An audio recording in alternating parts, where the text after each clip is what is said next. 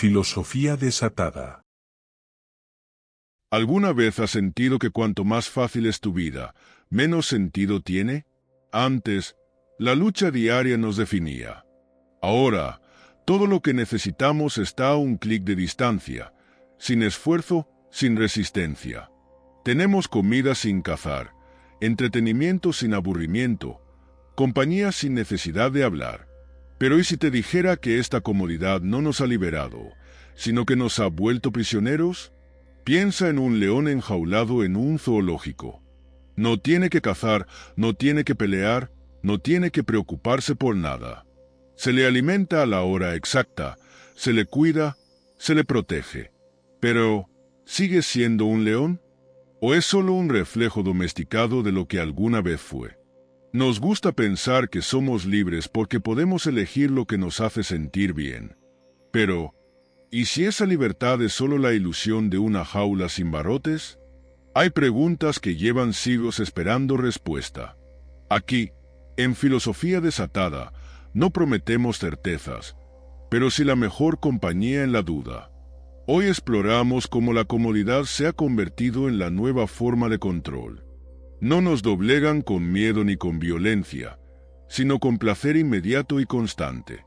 Pero la verdadera pregunta es, ¿seguimos teniendo el poder de decidir o solo elegimos entre las opciones que nos dan? Si el vídeo te hace pensar, ya ha valido la pena. Y si no, vuelve a verlo. Tal vez lo haga la segunda vez. Nos gusta pensar que hemos evolucionado, que ya no vivimos en un mundo donde el poder nos aplasta con miedo, violencia o represión. Pero lo que Sloterdijk nos advierte es que la dominación no ha desaparecido, solo ha cambiado de forma. Antes, el castigo mantenía el orden. Hoy, es la comodidad la que nos mantiene quietos.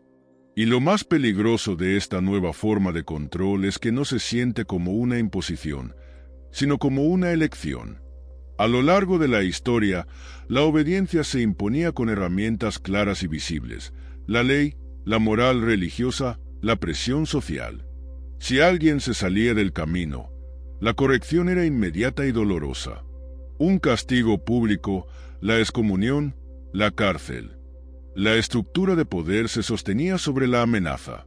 Pero hoy, en la sociedad del bienestar, la dinámica ha cambiado. Ya no es necesario coaccionar a nadie porque la mayoría no tiene ninguna razón para rebelarse. Si lo tienes todo al alcance de la mano, si cada necesidad es satisfecha sin esfuerzo, ¿para qué cuestionar el mundo que te rodea? Este cambio no es accidental. Sloterdijk lo llama domesticación de los humanos a través del confort. Y no es difícil ver sus efectos. Cuanto más nos acostumbramos a la facilidad, más evitamos lo que nos incomoda. Lo que antes era parte normal de la vida, esfuerzo, frustración, conflicto, se convierte en algo insoportable. Preferimos no discutir para evitar el estrés. Evitamos el ejercicio porque es incómodo. Nos rodeamos de entretenimiento constante para no quedarnos solos con nuestros pensamientos. Y el problema no es solo que nos hagamos más dóciles, sino que nos volvemos incapaces de enfrentarnos a cualquier cosa que nos saque de nuestra zona de confort. Piénsalo. Si todo lo que haces en tu día está diseñado para ser placentero e inmediato, desde la comida hasta la información que consumes, ¿cómo reaccionarías si te quitaran esas facilidades de golpe? La comodidad nos está desarmando, debilitando nuestra capacidad de resistencia. Este fenómeno no es solo una teoría filosófica abstracta, se refleja en nuestra forma de actuar en la sociedad. Antes, los grandes cambios políticos y filosóficos surgían de la incomodidad, del hambre, de la represión, del descontento. Pero hoy, aunque el malestar sigue presente, la mayoría prefiere una distracción antes que una revolución. No es casualidad que el activismo moderno muchas veces no pase de un clic en redes sociales, que las discusiones políticas se reduzcan a polémicas de 24 horas, o que el pensamiento profundo se reemplace con contenido fácil de digerir. Hemos cambiado el enfrentamiento por la evasión, porque la comodidad no solo nos calma, también nos adormece. Pero si es cierto que la comodidad nos ha vuelto dóciles, ¿Cómo es que seguimos sintiendo ansiedad, insatisfacción y estrés? ¿No debería una vida sin esfuerzo ser también una vida sin preocupaciones? Aquí es donde entra en juego el siguiente factor, la tecnología. No solo vivimos en una sociedad diseñada para el confort, sino que los dispositivos que usamos todos los días refuerzan esta burbuja hasta el punto de hacerla casi inescapable. Y de eso hablaremos en la siguiente sección. Si la comodidad nos ha vuelto más dóciles, la tecnología se ha encargado de convertir esa docilidad en un estilo de vida. No se trata solo de que nos guste lo fácil, es que ahora lo fácil nos persigue. Está en nuestros bolsillos, en nuestras manos, en cada pantalla que nos rodea. No necesitamos buscar el confort, nos encuentra antes de que nos demos cuenta. Todo lo que nos rodea está diseñado para hacer que permanezcamos en nuestra burbuja de placer. Piensa en las redes sociales. El scroll infinito no es un accidente, es una herramienta de diseño. Cada vez que deslizas el dedo en la pantalla, recibes un nuevo estímulo, una imagen, un vídeo, una historia. Y lo más peligroso es que no hay un final claro. No existe un punto en el que el sistema te diga, ya has visto suficiente, ¿quieres hacer otra cosa? No, siempre hay más. Porque si te detienes, si sientes un segundo de aburrimiento, entonces existe la posibilidad de que te hagas una pregunta. Y las preguntas son peligrosas para un sistema basado en la distracción. No es casualidad que la estructura de estas plataformas imite la lógica de las máquinas tragamonedas. En los casinos, cada vez que tiras de la palanca, tu cerebro recibe un golpe de dopamina, la expectativa de un premio, la posibilidad de algo emocionante. Las redes sociales funcionan de la misma manera. Cada vez que refrescas tu feed, el algoritmo decide qué mostrarte. A veces es algo interesante, a veces no. Pero la posibilidad de que el siguiente contenido sea justo lo que estabas buscando hace que sigas deslizando. No consumes contenido, el contenido te consume a ti. Y esto no se limita solo al entretenimiento. La tecnología ha logrado que casi cualquier esfuerzo mental pueda ser sustituido por un algoritmo. La inteligencia artificial nos ahorra la molestia de decidir qué ver, qué leer, incluso qué pensar. Netflix te sugiere películas antes de que te des cuenta de que quieres ver una. Spotify elige la música por ti. Google completa tus frases cuando escribes en el buscador. No necesitas recordar el cumpleaños de nadie. Tu teléfono lo hace por ti. Cada aspecto de la vida moderna está diseñado para reducir la fricción, para eliminar el esfuerzo. Y esto, que parece una ventaja, es en realidad una trampa. Porque cuanto menos esfuerzo hacemos, menos tolerancia tenemos a la incomodidad. Se ha vuelto normal que la mínima dificultad nos irrite. Si una página tarda 2 segundos en cargar, sentimos frustración. Si un vídeo de YouTube no tiene ritmo en los primeros 3 segundos, lo cerramos. Nos hemos acostumbrado tanto a la inmediatez que cualquier cosa que requiera paciencia se percibe como una carga. Y aquí está el problema, la vida real no funciona así.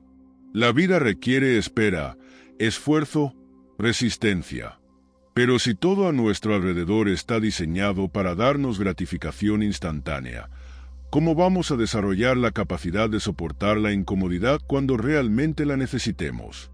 Este es el punto donde la comodidad deja de ser solo un lujo y se convierte en una forma de control. No porque alguien nos obligue, sino porque nos volvemos incapaces de elegir otra cosa. Nos atrapamos solos, en una cárcel sin barrotes, donde cada estímulo nos mantiene entretenidos, pero también anestesiados. Y la gran pregunta es, ¿siempre fue así? ¿Desde cuándo el confort se convirtió en una estrategia de control social? ¿Quién descubrió que es más fácil gobernar a una sociedad complacida que a una reprimida? De eso hablaremos en la siguiente sección. El control siempre ha existido. Cambian las herramientas, cambian los métodos, pero la esencia sigue siendo la misma, garantizar que la mayoría de la gente siga un camino predecible, sin cuestionarlo demasiado. Antes, Ese control se ejercía con miedo, con la amenaza de castigos físicos, con la promesa de un infierno eterno si alguien se atrevía a desafiar el orden establecido. Hoy, no hay látigos ni inquisiciones, porque no hacen falta. En su lugar, hay confort, distracción y entretenimiento ilimitado. Y el resultado es el mismo, la obediencia. Si miramos hacia atrás, la historia del control social es una historia de adaptación. En la antigüedad, las sociedades se organizaban alrededor del castigo directo. Quien desobedecía la norma sufría las consecuencias de inmediato. Era un sistema rudimentario pero efectivo. El miedo garantizaba la estabilidad. En la Edad Media, este miedo tomó una nueva forma: el infierno. No hacía falta un verdugo en cada plaza pública cuando las personas estaban convencidas de que, si se desviaban del camino correcto, arderían por la eternidad. No era solo el poder terrenal el que dominaba, sino una fuerza superior, incuestionable. La monarquía y la iglesia tenían el monopolio de la moral, y quien desafiaba el orden era castigado en esta vida o en la siguiente. Pero a medida que las sociedades avanzaban, el miedo comenzó a perder fuerza. Las revoluciones barrieron con la monarquía absoluta, la secularización debilitó el control religioso, y los estados modernos buscaron nuevas formas de garantizar el orden. En el siglo XX, las ideologías se convirtieron en el nuevo instrumento de poder. Nacionalismo, comunismo, capitalismo, cada sistema creaba su propio mecanismo de control. La vigilancia estatal, la censura, la propaganda, todo se alineaba para dirigir a la población en la dirección correcta. El castigo ya no era tanto físico como psicológico.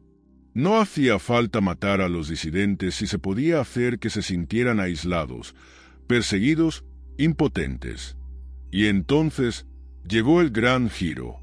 Con la globalización y el auge de la tecnología, los métodos tradicionales de control comenzaron a verse obsoletos. Las sociedades modernas ya no necesitaban represión para garantizar la estabilidad. Descubrieron algo mucho más eficaz: dar a las personas exactamente lo que quieren.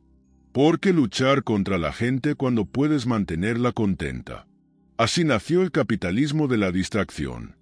Un sistema donde la gente no tiene razones para rebelarse porque está demasiado entretenida, demasiado cómoda, demasiado satisfecha con placeres inmediatos para preocuparse por cambios estructurales. El caso de China es un ejemplo perfecto de este nuevo modelo de control. Lejos de ser una dictadura tradicional basada solo en la represión, ha desarrollado lo que podríamos llamar una economía del bienestar estratégico. No se impone el orden únicamente con la censura o la fuerza, sino con la promesa de estabilidad, crecimiento y confort. Mientras la población tenga acceso a comodidades materiales, a entretenimiento, a una vida sin sobresaltos, el descontento disminuye. No hay necesidad de grandes rebeliones si el sistema te proporciona todo lo que necesitas para vivir sin esfuerzo. Y aquí surge el dilema moderno. Si el control ya no es violento, si no se impone con el sufrimiento sino con la comodidad, ¿realmente queremos escapar?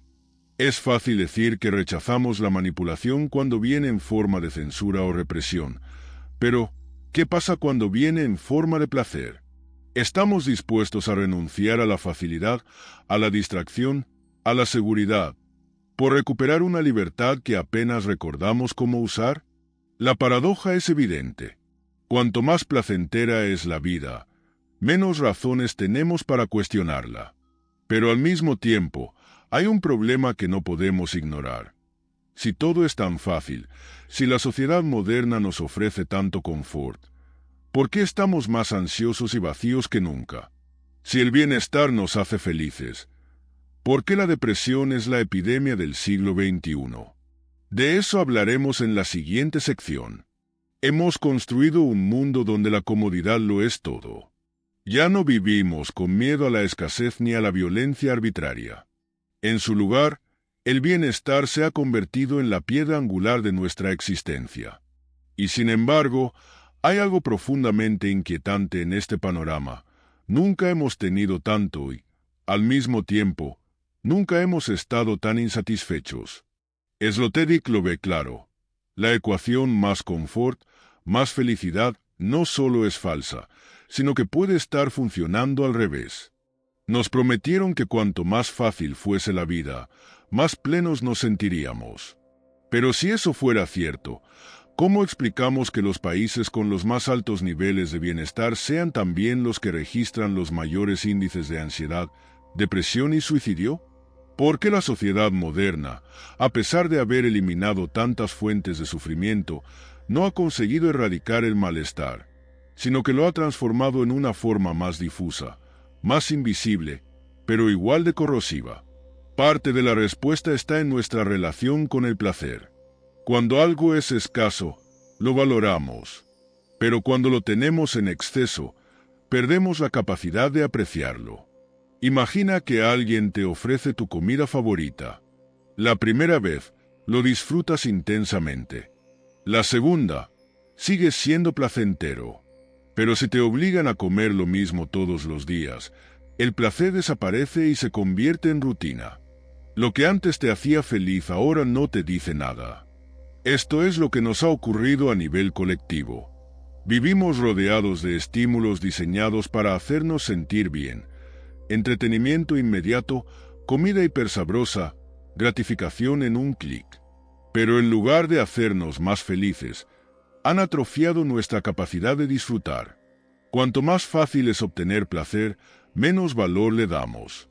Y cuanto menos valoramos algo, menos satisfacción nos produce. Es un ciclo perverso.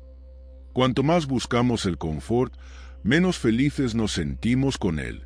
El resultado es una sociedad hipersensible, donde incluso la mínima incomodidad se percibe como intolerable. Nos sentimos abrumados por problemas que, hace no tanto, ni siquiera se considerarían problemas. Una espera de 5 minutos nos desespera. Un correo de trabajo nos genera estrés. Una pequeña frustración nos saca de quicio. ¿Por qué? Porque la comodidad ha reducido nuestra tolerancia a la dificultad. Nos hemos vuelto frágiles. No porque seamos débiles, sino porque vivimos en un mundo que nos ha hecho dependientes del placer constante. Pero entonces, ¿cómo se rompe este ciclo? ¿Qué podemos hacer cuando el propio bienestar nos está enfermando? Sloterdijk propone un camino: recuperar la disciplina y el esfuerzo. Porque si la comodidad nos ha vuelto frágiles, tal vez la única salida sea volver a entrenarnos para resistir. Pero, ¿es esto realmente posible en una sociedad diseñada para evitar cualquier forma de esfuerzo? Y más aún, ¿realmente queremos cambiar o ya estamos demasiado acostumbrados a esta forma de vida? De eso hablaremos en la siguiente sección. Si la comodidad nos ha debilitado, la única salida es el esfuerzo. No hay otra alternativa. Sloterdijk lo plantea sin rodeos. Si queremos recuperar el control de nuestras vidas, necesitamos entrenarnos para resistir. Porque la libertad no es un regalo, es una conquista. Y esa conquista exige disciplina. Pero la palabra disciplina nos incomoda. Nos suena a restricción, a normas rígidas, a una imposición externa. Sin embargo, lo que propone Sloterdijk no es una disciplina impuesta desde fuera, sino un entrenamiento que nos devuelva nuestra autonomía. Algo parecido a lo que hacían los estoicos hace más de 2000 años. Para ellos, el placer inmediato no era la clave de una vida buena, sino el obstáculo que nos impedía alcanzar una verdadera estabilidad. No rechazaban el placer por simple austeridad, sino porque sabían que una persona que depende del placer es una persona vulnerable. Y una persona vulnerable es una persona fácil de controlar. Hoy, la lógica estoica parece más relevante que nunca. Vivimos en un mundo donde se nos ofrece placer en cada esquina, pero al precio de nuestra fortaleza. Y la diferencia entre quien cede a la comodidad y quien aprende a resistir es abismal. Tomemos un ejemplo claro: el contraste entre un atleta de élite y un consumidor sedentario. Uno entrena su cuerpo y su mente para soportar el dolor, para superar la fatiga, para no ceder a la inercia. El otro se adapta a un entorno donde todo está diseñado para evitar la incomodidad. ¿Quién es más libre? ¿El que ha entrenado su voluntad hasta el punto de poder enfrentar cualquier desafío o el que depende de que las condiciones externas sean siempre favorables? Y esto no solo se aplica al deporte, se aplica a cada aspecto de nuestra vida. Piensa en algo tan simple como la manera en que empiezas tu día. Si te levantas a la primera cuando suena el despertador, si tomas la decisión de empezar tu mañana con intención, sin dejar que la inercia decida por ti, estás entrenando tu capacidad de actuar en el mundo en lugar de reaccionar pasivamente ante él. En cambio, si aplazas la alarma una y otra vez, si permites que el día te arrastre en lugar de tomar el control, ¿qué estás reforzando? Un hábito de debilidad. No es solo una cuestión de horarios, es una cuestión de quién tiene el poder en tu vida, tú o la comodidad. Pero aquí viene la gran pregunta: ¿realmente podemos vivir así en la sociedad actual? ¿Es posible aplicar esta idea en un mundo donde todo nos empuja en la dirección opuesta? No basta con comprender la teoría. Necesitamos saber cómo integrarla en la vida real, cómo hacer que la disciplina y la resistencia no sean solo conceptos, sino algo tangible. Para eso, necesitamos explorar otras visiones filosóficas que han abordado este mismo dilema desde ángulos distintos. Y de eso hablaremos en la siguiente sección. Si la disciplina es la respuesta de Sloterdijk, no es la única. A lo largo de la historia, distintos filósofos han intentado responder a la misma pregunta: ¿cómo se vive bien sin caer en la trampa del placer fácil ni en la rigidez del sacrificio extremo? Lo interesante es que las respuestas son radicalmente diferentes e incluso contradictorias. Nietzsche lo tenía claro: el confort nos debilita.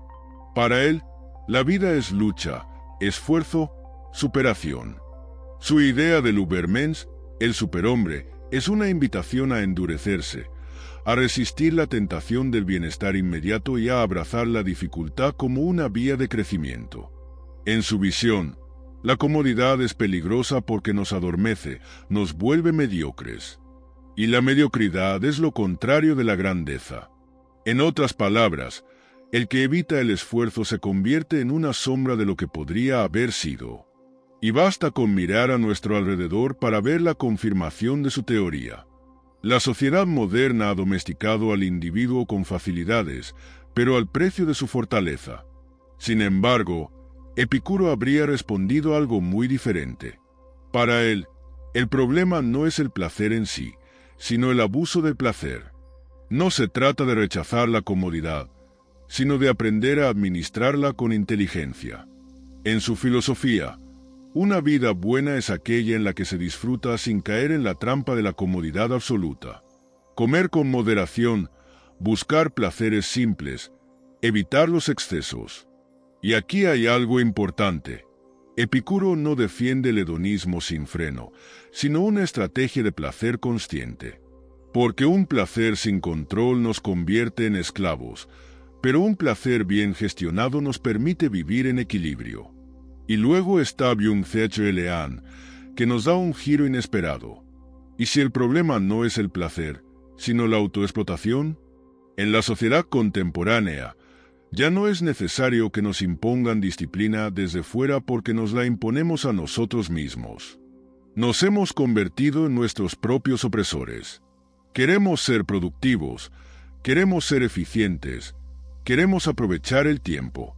Pero en esa obsesión por mejorar, terminamos agotados, destruidos, incapaces de disfrutar de la vida.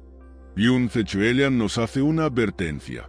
No basta con rechazar la comodidad, también hay que aprender a evitar caer en la trampa del trabajo infinito.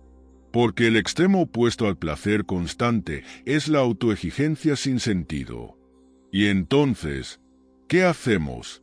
Nos endurecemos como Nietzsche, disfrutamos con moderación como Epicuro o nos protegemos de la autoexplotación como Byung-Thich Lean. La respuesta no es simple, porque cada camino tiene sus riesgos. La mentalidad espartana de Nietzsche puede llevar a un sufrimiento innecesario. La búsqueda de placer equilibrado de Epicuro puede ser demasiado pasiva, y la crítica de Byung Ch. Elian puede convertirse en una justificación para la inacción. La verdadera pregunta es cómo encontrar el equilibrio. ¿Existe una forma concreta de escapar de la esclavitud del placer sin caer en la obsesión por la disciplina? Y si la hay, ¿cómo podemos aplicarla en nuestra vida cotidiana? De eso hablaremos en la siguiente sección. Si la comodidad nos ha vuelto dóciles y la disciplina parece la única forma de escapar, entonces, ¿qué hacemos con el placer? ¿Lo rechazamos por completo? ¿Nos endurecemos hasta el punto de convertirnos en ascetas modernos? Sloterdijk lo deja claro. El problema no es el placer en sí, sino la relación que tenemos con él. No se trata de eliminarlo, sino de tomar el control antes de que nos controle a nosotros. Pongamos un ejemplo simple. Imagina dos personas que fuman. Una ha decidido dejarlo y, aunque sigue sintiendo el deseo de encender un cigarro, ha entendido que es él quien debe dominar su impulso, no al revés.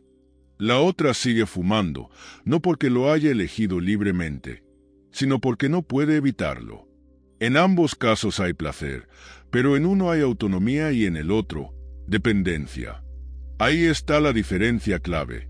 El problema no es disfrutar, sino perder la capacidad de elegir cuándo y cómo hacerlo. Sloterdijk propone un enfoque interesante que podríamos llamar autodisciplina hedonista. No significa vivir sin placer, sino entrenarse para que el placer no nos haga esclavos. Aprender a disfrutar sin caer en la trampa de la dependencia. No dejar que lo que nos gusta se convierta en lo único que nos define.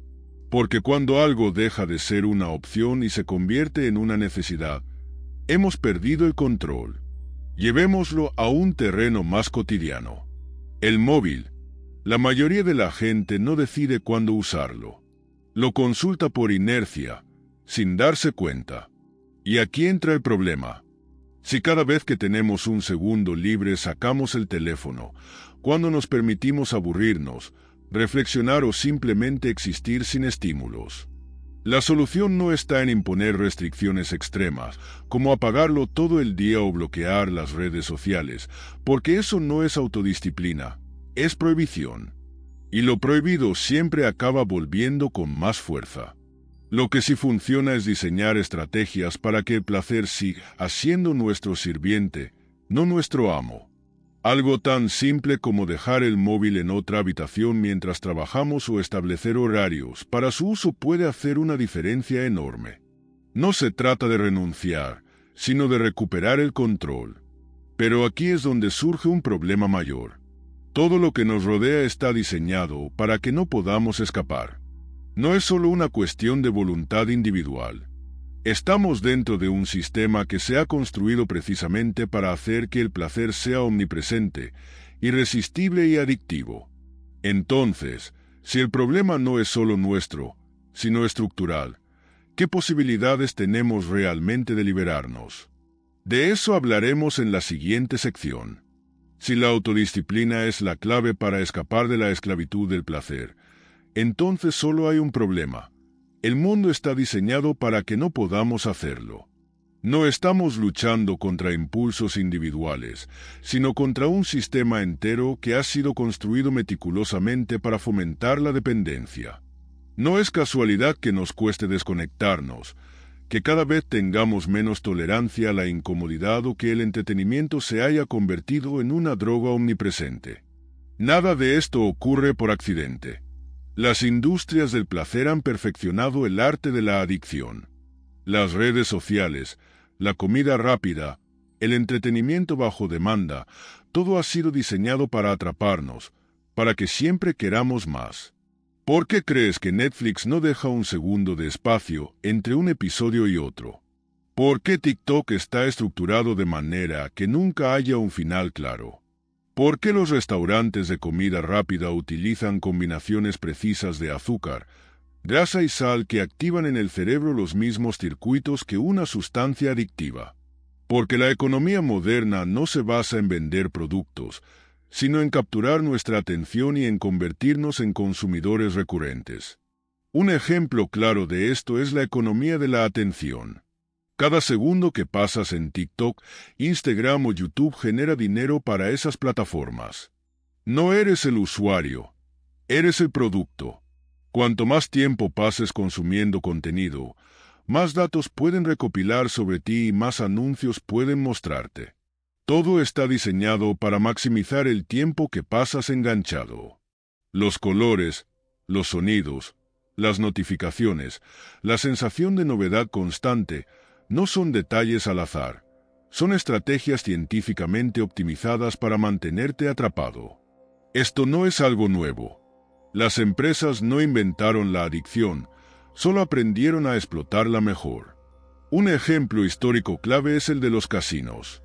Desde hace décadas, los diseñadores de máquinas tragamonedas han entendido que la clave de la adicción no es la recompensa en sí, sino la incertidumbre.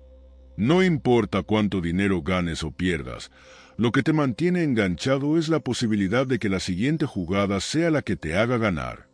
Esa misma lógica es la que rige ahora nuestras redes sociales y nuestras aplicaciones.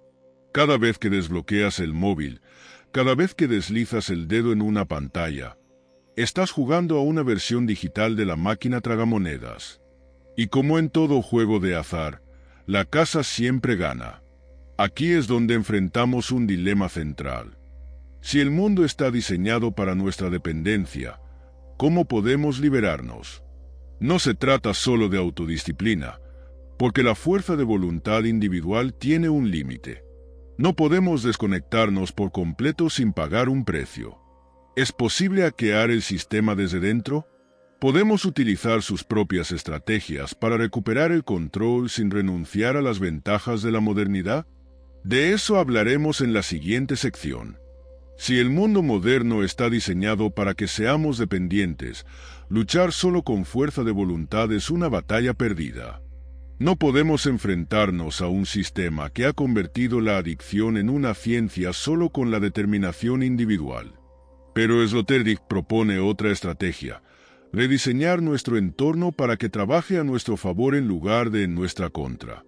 No se trata de escapar del sistema, sino de hackearlo, de cambiar la arquitectura de nuestras vidas para que nos ayude en lugar de sabotearnos. Y esto no es solo una teoría filosófica.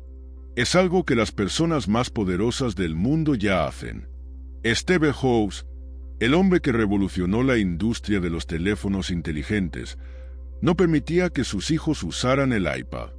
Jeff Bezos, el fundador de Amazon, evita mirar pantallas en la primera hora del día. Mark Zuckerberg, a pesar de haber construido Facebook, se viste siempre igual para no gastar energía en decisiones irrelevantes. ¿Casualidad? No. Ellos entienden algo que el resto no. La mejor forma de resistir las distracciones no es tener más disciplina, sino diseñar un entorno donde esas distracciones no sean una opción. Aquí es donde entra en juego la idea de rediseñar nuestra burbuja de comodidad.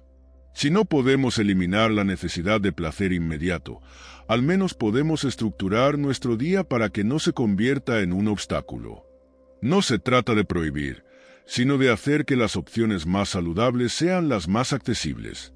Si quieres reducir el tiempo en redes sociales, la estrategia más efectiva no es prometerte que lo harás, sino hacer que acceder a ellas requiera más esfuerzo. Algo tan simple como dejar el móvil fuera del dormitorio antes de dormir cambia por completo la forma en que usas tu tiempo. Si no está al alcance de la mano, el hábito pierde fuerza. Este principio puede aplicarse en cualquier aspecto de la vida. Si quieres leer más, deja un libro en la mesa y guarda el teléfono en un cajón. Si quieres hacer ejercicio, ten la ropa deportiva lista la noche anterior. Si quieres mejorar tu alimentación, llena tu cocina con opciones saludables en lugar de intentar resistir la tentación. El punto no es luchar contra los impulsos, sino hacer que los impulsos jueguen a tu favor. Pero aquí surge un dilema. ¿No estamos simplemente creando otra burbuja? Si cambiamos nuestro entorno para evitar caer en la dependencia del placer, ¿no nos estamos limitando de otra manera? ¿No es esto otra forma de control, aunque autoimpuesto? Si solo nos rodeamos de aquello que nos fortalece, ¿realmente estamos eligiendo? ¿O solo hemos cambiado una prisión por otra? De eso hablaremos en la siguiente sección. Si rediseñar nuestro entorno es la clave para recuperar el control, entonces nos enfrentamos a una pregunta inevitable. ¿Eso es realmente libertad? Porque si la única forma de evitar la dependencia es construir una nueva burbuja, ¿no estaremos simplemente cambiando una prisión por otra? ¿Podemos decir que somos libres si lo único que hemos hecho es reorganizar nuestras limitaciones? Esta es una crítica fundamental que atraviesa la historia del pensamiento. Desde hace siglos, muchas filosofías han propuesto la retirada como una forma de liberación. En la Edad Media, los monjes abandonaban la sociedad y se recluían en monasterios para evitar las distracciones y tentaciones del mundo exterior. Su objetivo era alcanzar una vida más elevada, libre de vicios, libre de preocupaciones. Pero, ¿eran realmente libres? Si su libertad dependía de alejarse de la realidad, ¿no significa eso que seguían siendo esclavos de aquello que intentaban evitar? Hoy ocurre algo similar. Imagina a alguien que decide eliminar las redes sociales porque siente que le quitan demasiado tiempo. Podría pensar que ha recuperado su autonomía. Pero, ¿qué ocurre si sustituye esas redes por otras formas de distracción? Si en lugar de pasar horas en Instagram ahora lo hace viendo series o comprando compulsivamente, ¿ha conseguido realmente liberarse? ¿O simplemente ha cambiado una dependencia por otra? Aquí es donde surge el dilema central. La libertad se trata de escapar del sistema o de transformarlo. Si la única forma de sentirnos dueños de nuestras vidas es evitando ciertos estímulos, eso implica que no hemos roto el patrón, solo lo hemos redirigido. Y esta es la pregunta que debemos hacernos. ¿Queremos vivir huyendo, evitando tentaciones, construyendo estrategias de resistencia? ¿O hay una forma de cambiar la manera en que experimentamos el mundo para que estas tentaciones ya no tengan poder sobre nosotros? Para responder a esto, no basta con modificar nuestro entorno. Si queremos un cambio real, necesitamos transformar nuestra mentalidad. Porque la verdadera libertad no se encuentra en lo que evitamos, sino en lo que somos capaces de enfrentar sin perdernos en ello. Y de eso hablaremos en la siguiente sección. Si la verdadera libertad no se trata de evitar el placer, sino de enfrentarlo sin caer en la dependencia, entonces la clave está en la reprogramación mental. No basta con cambiar el entorno, porque si la mente sigue funcionando bajo las mismas reglas, tarde o temprano volveremos a caer en los mismos hábitos. Sloterdijk lo plantea de manera contundente. Necesitamos un entrenamiento filosófico, un ejercicio sistemático para fortalecer la voluntad y desarrollar una relación consciente con el placer y la comodidad. Esto no es una idea nueva. Desde la antigüedad, los filósofos entendieron que la mente debe entrenarse igual que el cuerpo. Los estoicos, por ejemplo, practicaban lo que podríamos llamar una gimnasia mental para fortalecer su capacidad de resistir los impulsos. Epicteto recomendaba exponerse deliberadamente a incomodidades menores, pasar frío, comer menos de lo habitual, dormir en suelos duros, con el objetivo de desarrollar fortaleza interior. No porque fueran masoquistas, sino porque sabían que quien solo puede funcionar en condiciones ideales es débil. En cambio, quien se entrena para soportar la incomodidad es verdaderamente libre, porque ya no depende de nada externo para estar bien. En tiempos modernos, esta idea no ha desaparecido, aunque ha tomado otras formas. La meditación, por ejemplo, es una de las herramientas más efectivas para entrenar la mente. No en el sentido esotérico o místico, sino como una técnica de resistencia mental. Aprender a observar un impulso sin reaccionar a él es un tipo de entrenamiento filosófico. Cuando sentimos la necesidad de revisar el teléfono compulsivamente y logramos esperar, estamos fortaleciendo el músculo del autocontrol. Cuando dejamos pasar un pensamiento ansioso sin engancharnos a él, estamos desarrollando una relación más consciente con nuestras emociones. No se trata de reprimir, sino de aprender a manejar la mente sin que nos arrastre. Pero aquí surge el dilema final. Si la mente se puede entrenar, entonces la pregunta no es si podemos cambiar, sino cuánto estamos dispuestos a hacerlo. La comodidad nos ha vuelto frágiles porque hemos permitido que nuestra mente sea blanda. Pero si tomamos en serio el entrenamiento filosófico, ¿cómo se traduce esto en la vida cotidiana? ¿Cómo se ve una mente bien entrenada en acción? De eso hablaremos en la siguiente sección. Si hemos entendido que la mente puede entrenarse, la siguiente pregunta es inevitable. ¿Cómo se traduce eso en la vida diaria? Porque una cosa es la teoría, y otra muy distinta es aplicarla en un mundo diseñado para atraparnos en la distracción, el placer inmediato y la comodidad sin esfuerzo. La filosofía solo tiene sentido si transforma la forma en que vivimos. De lo contrario, es solo información que olvidamos en cuanto termina el vídeo. Pensemos en un caso concreto.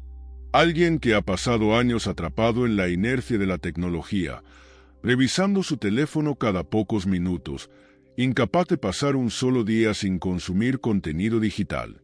Decide aplicar lo que hemos visto, rediseña su entorno, deja el móvil fuera del dormitorio, instala bloqueadores en redes sociales. Pero más importante aún, cambia su mentalidad. En lugar de ver la resistencia al placer como una privación, la entiende como un acto de autonomía. En poco tiempo, empieza a notar el cambio, duerme mejor, se concentra más, siente que tiene más control sobre su tiempo. No ha eliminado la tecnología de su vida, pero ha dejado de ser su esclavo. Este es el punto clave. No se trata de rechazar el placer, sino de disfrutar sin ser dominado. Saber que podemos disfrutar una serie sin que eso signifique caer en una maratón de 8 horas. Saber que podemos comer algo delicioso sin convertirlo en una adicción. No es eliminar lo que nos gusta, sino aprender a disfrutarlo en su justa medida. El segundo principio es igual de importante: disciplina sin rigidez.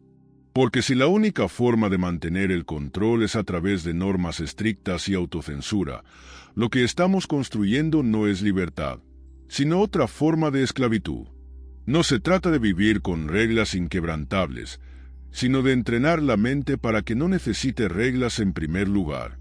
La verdadera disciplina no es la que se impone con prohibiciones, sino la que surge de entender lo que realmente nos hace bien. Y el tercer principio lo unifica todo: cambiar el entorno para cambiar la mente. Sabemos que la fuerza de voluntad es limitada, pero si nuestro entorno está diseñado para facilitar buenas decisiones, la lucha interna desaparece. Si queremos leer más, el libro tiene que estar a la vista y el teléfono lejos. Si queremos mejorar nuestra alimentación, los alimentos saludables deben ser más accesibles que los ultraprocesados. No es cuestión de voluntad, sino de estrategia. Aplicar estos principios en la vida diaria no requiere cambios drásticos. Es el tipo de transformación que ocurre en pequeños gestos: un día sin notificaciones innecesarias, una mañana sin revisar redes sociales, una decisión consciente sobre qué consumir y qué evitar. Pequeñas elecciones que, acumuladas, crean una nueva forma de vivir. Pero entonces, después de todo este recorrido, nos queda una última pregunta. ¿Qué nos llevamos de todo esto? ¿Cuál es la idea central que puede transformar nuestra relación con la comodidad, la disciplina y la libertad? De eso hablaremos en la conclusión. No se trata de rechazar el placer, sino de dominarlo. No se trata de huir de la comodidad, sino de decidir cuándo y cómo usarla. Porque el problema nunca fue el bienestar en sí mismo, sino la pasividad que crea cuando nos dejamos llevar por él sin cuestionarlo. El verdadero dilema no es si queremos una vida fácil o difícil, sino si estamos dispuestos a recuperar el control sobre lo que nos hace sentir bien. La comodidad puede ser una herramienta o una trampa. Puede darnos estabilidad o convertirnos en prisioneros de la inercia. La diferencia está en quién tiene el poder. Tú decides cómo usas el placer o el placer decide por ti. Este es el punto central. No se trata de vivir en un estado de restricción constante ni de negar lo que nos gusta, sino de recuperar la capacidad de elegir con claridad, sin ser arrastrados por impulsos automáticos. Y aquí es donde todo lo que hemos visto cobra sentido. A lo largo de este vídeo hemos explorado cómo la sociedad moderna nos empuja hacia una dependencia constante del confort, cómo la tecnología refuerza esta burbuja y cómo podemos hackear el sistema para recuperar nuestra autonomía. Pero al final, todo se reduce a una pregunta: ¿estamos dispuestos a hacer algo al respecto? Porque comprender el problema es solo el primer paso. La verdadera transformación ocurre cuando tomamos decisiones concretas, cuando aplicamos lo aprendido en la vida diaria, cuando elegimos conscientemente qué lugar queremos darle al placer en nuestra existencia. Así que ahora la pregunta queda en tus manos. ¿Qué pequeñas acciones puedes tomar hoy para empezar a recuperar tu autonomía? Quizás la mejor respuesta no esté en el vídeo, sino en lo que escribas tú. Si esto te ha hecho pensar, ya ha valido la pena. Y si no, vuelve a verlo. Tal vez lo haga la segunda vez. Lo cierto es que no hay un final, solo más preguntas. Pero por ahora, lo dejamos aquí. Nos vemos en la próxima duda.